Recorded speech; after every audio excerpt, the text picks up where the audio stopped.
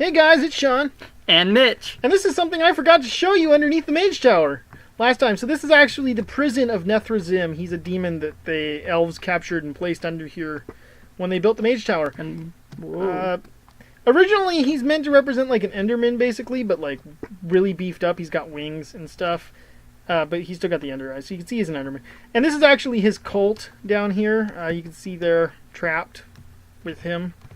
For all eternity. Yeah, basically, this is the perfect prison because as an Enderman, he can't teleport through water because Endermen get damaged by water. There's lava around it and solid rock for like forever and an age. And even if they did manage to escape, they'd fall into the void. Like if they managed to escape physically. So it's like the perfect prison.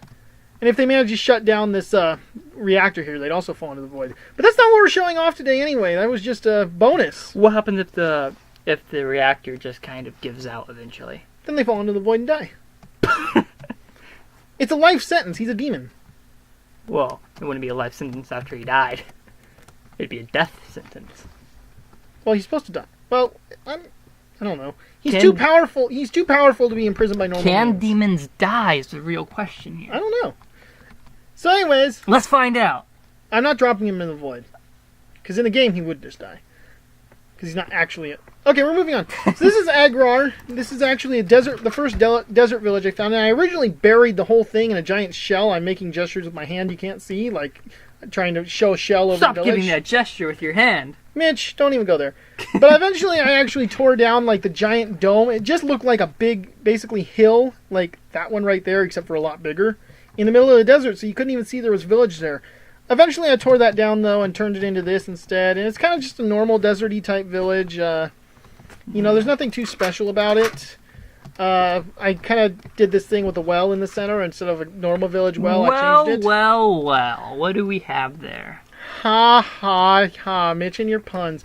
And eventually I added these teleport rooms into them too. Originally the teleporters were in the church. We'll see one of those today too because I have one that doesn't have a teleport room. The plan here was to eventually add 3 more desert villages on each side to have 6 total desert villages, and I've never gone out and found them. Moving on! We actually have Frisier. Frisier, which sounds like a French word between freezer and... Frisier. Capital of Frigida. And this is where, that was something weird. I don't even know if it actually made the sound in the recording, but we're moving on. So this is my ice village. Before that was a thing in 1.10. I went and looked forever to find the ice spikes biome, and I built a village there out of packed ice and all the other materials. And, yeah, the architecture here is unique. I mean, they're regular village buildings on the inside or underneath. I mean, as far as, like, architecture goes, except for they're made completely of ice. But the tops, I want to do kind of this spiky, more sharp feel to it. What's that on the roads?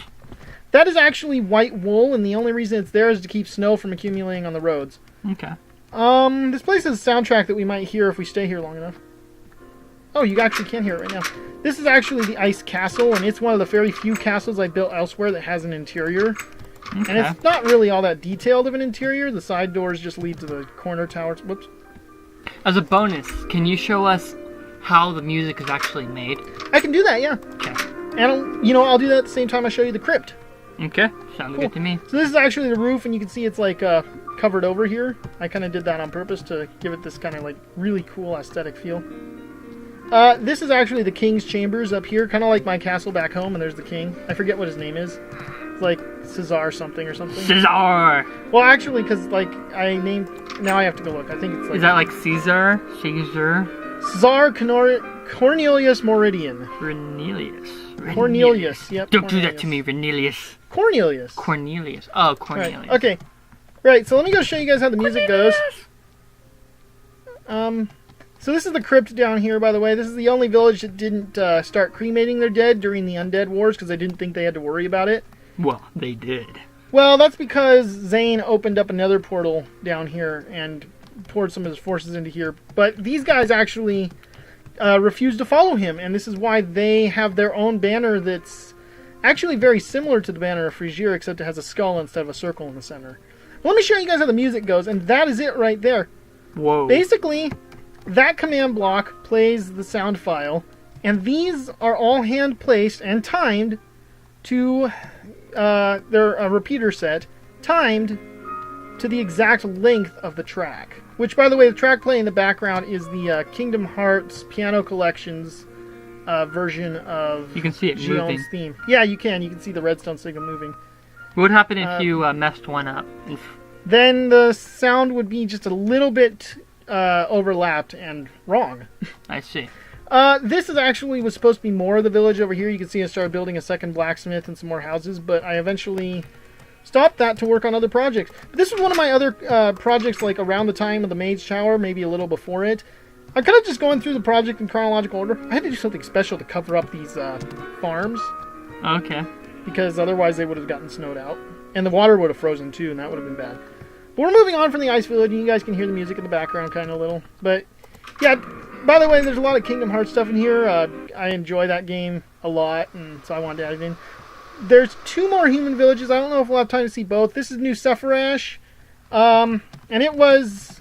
Well, Subbranch was the capital of Ashenseff, which was the nation that Atella or Eplos originally split off of. Try saying that 10 times fast. Yeah, really. Well, they had to build their castle underground because their capital got completely destroyed, and actually their king got captured and held in that other castle. And his son, the prince, ended up taking over. And I'm not going to go through this whole thing. It's kind of like the Ice Castle a whole lot. I built this after 1.8, obviously, because you can see that it has the 1.8 blocks in here. But yeah, I just wanted to kind of do this kind of undergroundy thing. This is my first foray into underground villages. You'll see another underground village maybe in the next episode, I think. I'm going to actually go out of here so we can see a couple other things in the area, and we'll go back to the teleport room to get to the last thing if we have time. If we don't, I'll show it in the next episode because it is kind of special. Whoops, what the heck? Okay, there we go. Now tell me, would you know there was a village there? I mean, that actually spawned like that. Really? The only thing that I changed was I built this big wall of trees here. That's cool.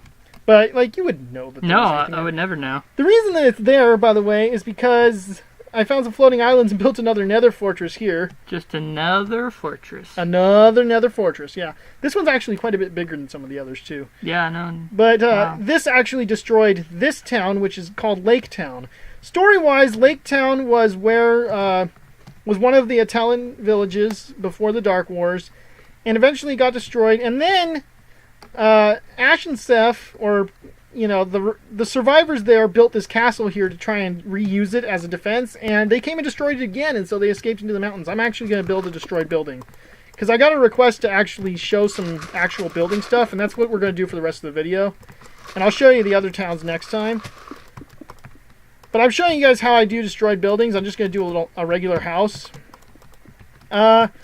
Basically, I just build a structure, and I'm going to go grab some more materials from this house over here.